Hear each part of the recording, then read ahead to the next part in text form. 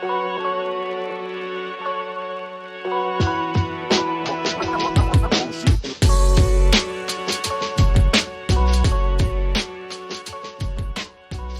right, so the first one is, at what age do you want to retire? Oh, at 60. How long does it take you to get ready in the mornings? 1 hour. Favorite color? Blue. What time of day are you most inspired? In the evening. How many hours of sleep can you survive on? 5.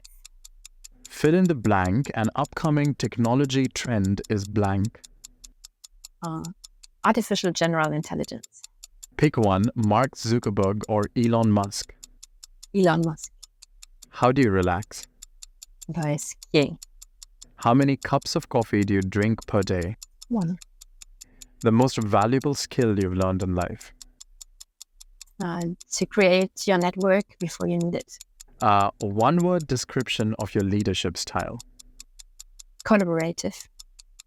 Ideal vacation spot for relaxation. The mountains. Key factor for maintaining a work-life balance. To be structured. Memorable career milestone. Taking over the current position as head of technology and innovation management.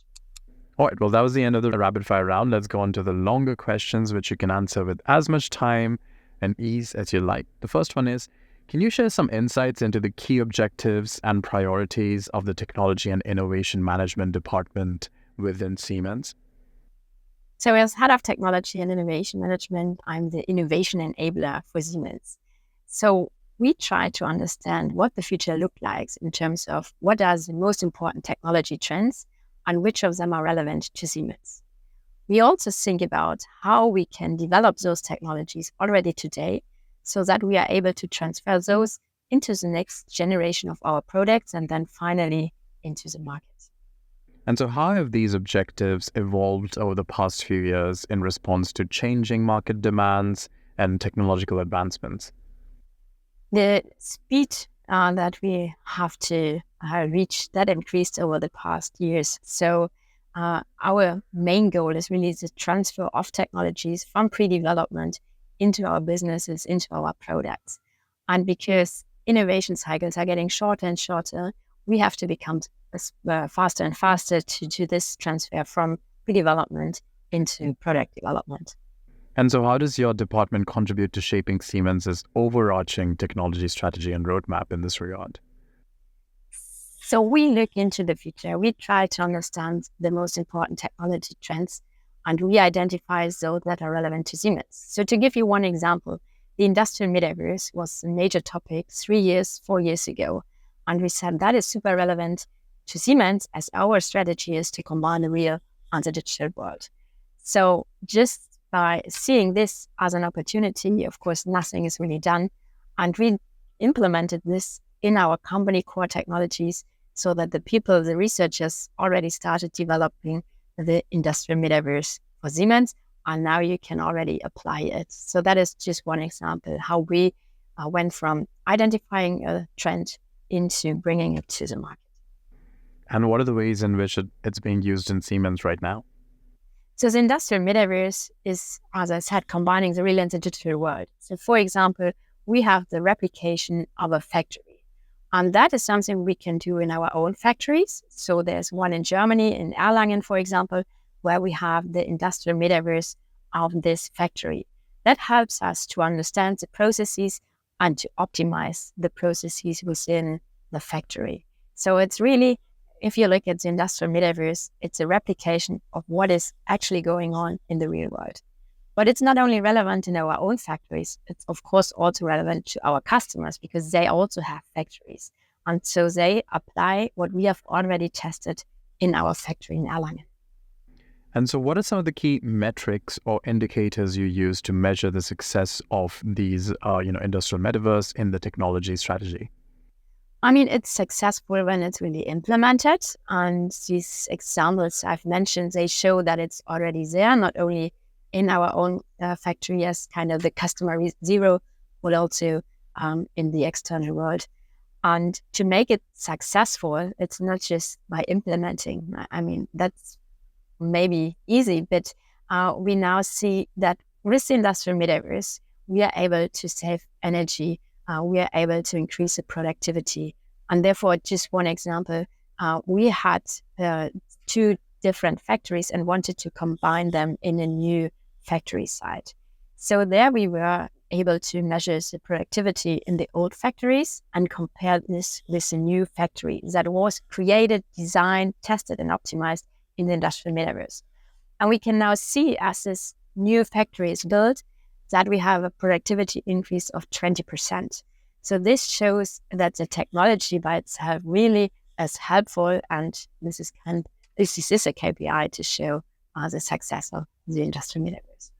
And so could you elaborate on the role of technology and innovation management department in driving and supporting company care technologies at Siemens? Yeah, so in Siemens, we have defined 11 company core technologies that are relevant to the whole Siemens organization. We invest around about 500 million per year in developing those technologies further. Just some examples, artificial intelligence is one. So everyone knows ChatGPT, but we already started in 2016 working on large language models. We applied GPT, GPT-2, and so on. So that is what we do in those company core technologies, really working on the technologies before they can be applied in reality or in industry. And how do you identify and prioritize which core technologies to focus on?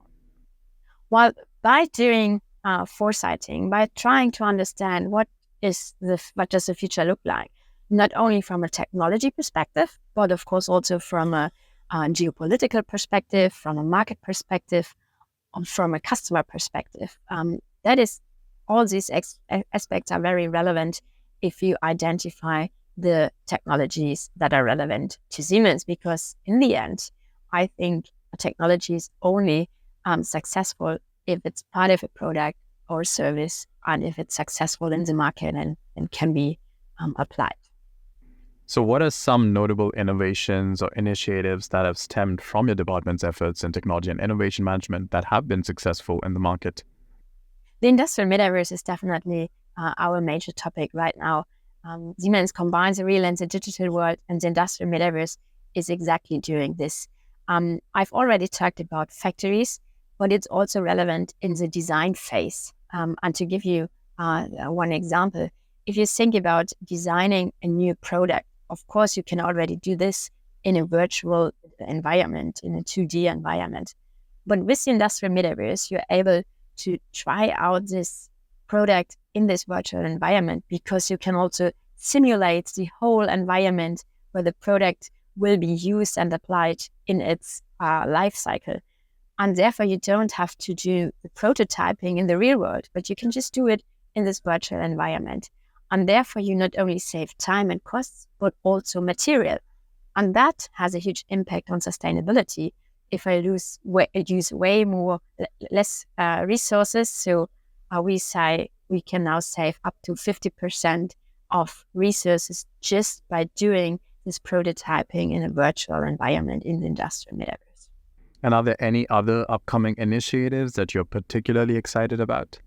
Well, if I look into the far future, of course, AI will still be a major topic, but also artificial general intelligence. So now the AI is as good as we train it, but at some point in time, and I think that's not coming in the next 1, 2, or 3 years, but at some point in time, AI will be as intelligent as we are as human beings.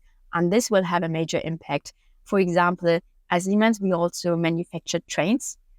They are already autonomous in certain areas, but really to make a train or even a car an autonomous system, you need to have this kind of intelligence. And so this will then be, again, a major step forward in terms of technology and also its application in the market. And should people be afraid of that? No, definitely not. I mean, what has shown us the technologies in general over the years, I mean, people were afraid of robots because they said, I will lose my job because the robot will do my job. But what we see today is that we have a lack of skilled workforce. So we need this not only robots, but also artificial intelligence to be able to do the jobs that are out there and that are maybe repeatable, boring, and so on. So jobs that people don't want to do on their own. And that's why I think we shouldn't be afraid, but rather see it as a positive opportunity for us as human beings to make our lives way more easier. So the Siemens innovation ecosystem, let's talk a bit about that. Seems like a significant initiative. Can you discuss how it operates and its impact on fostering innovation within the company? Yes, so the Siemens innovation ecosystem was launched 4 years ago because we realized we do have a lot of experts in Siemens. For example, AI experts. They are in different organizations. But if they do not know each other, they cannot share their experiences, they cannot learn from each other. So we said we need a platform where we bring together all the people in Siemens that work on innovation, that work on new technologies. And that was the first idea for this Siemens innovation ecosystem. What we realized, though, is just by launching that kind of platform, you don't necessarily bring the people on that platform. So we had to think about how can we motivate our colleagues to join us on this platform. And that's why we started to offer campaigns. So we put different challenges on that platform so that people then can bring in their ideas, and then the best ones they will be also developed further. And now we have more than 100,000 people within the Siemens organization on the Siemens innovation ecosystem. So it's more than 30% of the whole Siemens team that is using this platform. And so that's really a great success for us, showing that we have those entrepreneurs in our company. So it facilitates both collaboration and knowledge sharing amongst different departments and also external partners? On the Siemens innovation ecosystem, yes, absolutely. It's knowledge sharing and developing new great ideas further. We also learned that, the number of participants is limited if we keep this internal. So that's why we decided to offer the same Siemens innovation ecosystem also to the external world. So it's on siemens.com/ecosystems, where you can then also, as an external partner, participate. Both systems, they are separated, due to IP reasons and so on. But the setup is similar. So we also have a lot of campaigns on this platform where students, startups, they can join us and bring in their ideas. We do have, for example, a Tech for Sustainability campaign. And the idea behind that is we ask our businesses, what is your main challenge in regards to sustainability? And we make sure that this challenge is described in very, very detailed, because only then you will find the right partner in the external world. And this is something where I'm very proud of, because we already had 3 Tech for Sustainability campaigns where we generated a lot of great ideas that are now developed further within Siemens. So speaking about sustainability and regulations in general, then how does your department approach the governance of technical regulation, standardization, and quality management within Siemens's technology landscape? So when you want to be successful in the market, you also have to, of course, be able to apply those technical regulations that are out there. What we do today is also helping those standards, those technical regulations evolve in the right direction. So I've talked a lot about industrial metaverse, and there is, for example, the Metaverse Standards Forum in US. So we as Siemens, we participate in this forum to help drive standardization for the industrial metaverse.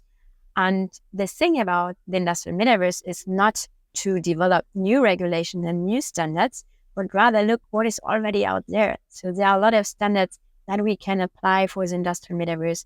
And only if we identify some gaps, then we should think about the next regulations or the next standards.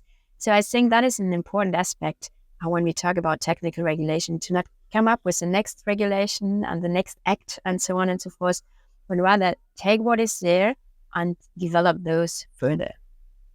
And so with the rapid pace of technological change, I assume making tech regulation is also hard. How does your team stay ahead of emerging trends and disruptions to inform Siemens's technology strategy effectively?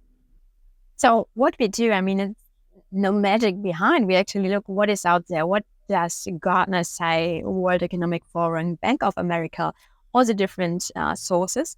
We also do a lot of expert interviews to understand what do they think about the technology of the future.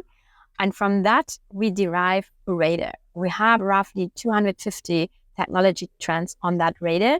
And of course, it's continuously updated. And then we look at all the technologies and understand which of them are relevant to Siemens. For example, immortality is something that is really a huge topic in Silicon Valley, but it's not that relevant to Siemens. So then we look at those that are relevant to us, around about 100, 150. And then we map this to what we already do. Like industrial metaverse, we can make a check mark. And then there are others where we do not have activities today in our company core technologies. And then we work closely together with our strategy department because they understand the market, and then bringing those aspects of technology push and the market pull together. And then we identify the really relevant technologies where we then dive deeper and eventually already start the development today. So speaking of the market then, can you describe your overall marketing strategy and how it aligns with your company's business goals?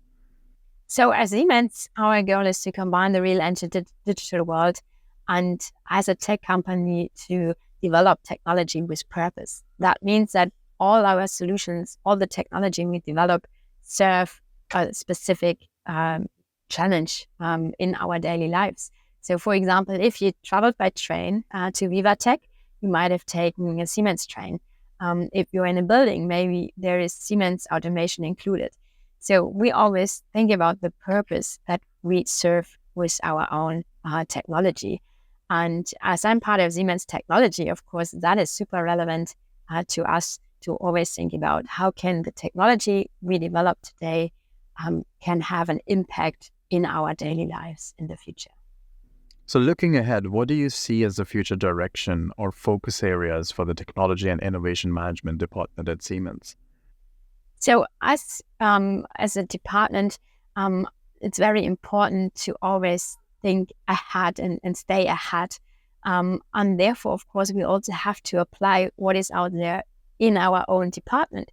So, for example, crowdsourcing is a major topic when you talk about innovation management. So bringing all the great minds together and find new ideas. But now with things like ChatGPT, that might shift. So why don't you need a huge crowd when you just can ask ChatGPT? So ChatGPT, for example, or co-pilots, they will also change the way we drive innovation, how we identify innovation. And I think that is very important to us as a technology and innovation management department to also apply the technologies in our own daily work to also be able to stay ahead. And are there any challenges that your department faces in managing technology and innovation within such a large and diverse organization like Siemens? Being able to create new innovations, that is, of course, something where we want to collaborate, where we want to bring the people together within an organization like Siemens. But the good thing at Siemens is that everybody understands that due to the fact that speed is increasing, we really need to collaborate and bring people together.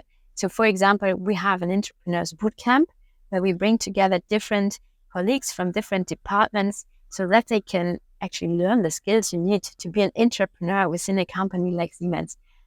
So we know what are the challenges, but we also have the answers and help people to get those skills and to be able to innovate in a large organization as Siemens.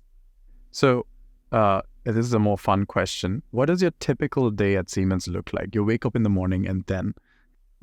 I wake up in the morning and then I don't really know what's going on. No, every day is a little bit different because in my job, of course, I have to have the broad view across all the technologies from AI to simulation to also circularity. And at the same time, as we want to develop the technologies for our businesses, I also have to understand what our businesses in mobility, in building, in grids, and also in factories, what they do and what they need.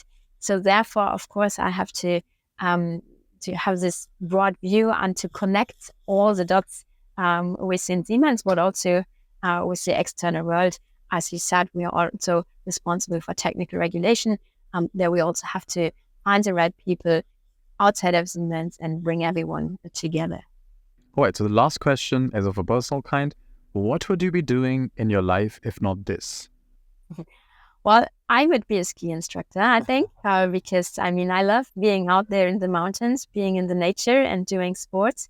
And at the same time, I think being a ski instructor is also a great leadership skill, because you have to make sure that the group of people you have for that day, that they follow you, that they trust you, because otherwise they wouldn't follow you down the mountain.